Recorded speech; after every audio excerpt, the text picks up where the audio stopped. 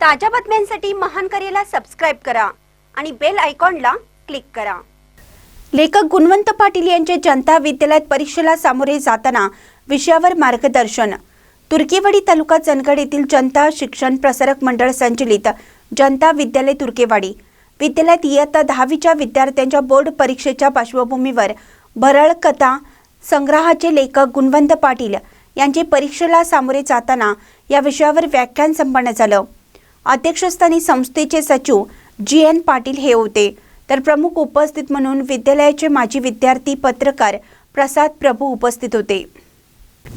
स्वागत विद्यालयाचे मुख्याध्यापक AK नाईक व पर्यवेक्षक SA पाटील यांनी केलं।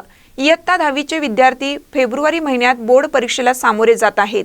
परीक्षेला प्रविष्ट होणाऱ्या विद्यार्थ्यांना मार्गदर्शन म्हणून हे व्याख्यान आयोजित केलं होतं।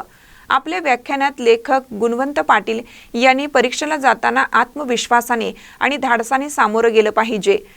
त्यासाठी आपली पूर्वतयारी चांगली असणं हे खूप गरजेचं आहे। आपण जी गोष्ट करतो ती आपण उत्कृष्टच केली पाहिजे। शिवाय परीक्षेला सामोरे जाताना अतिशय लहान-सहान गोष्टींची देखील आपण काळजी घेतली पाहिजे। अशा पद्धतीचे विचार त्यांनी मांडले।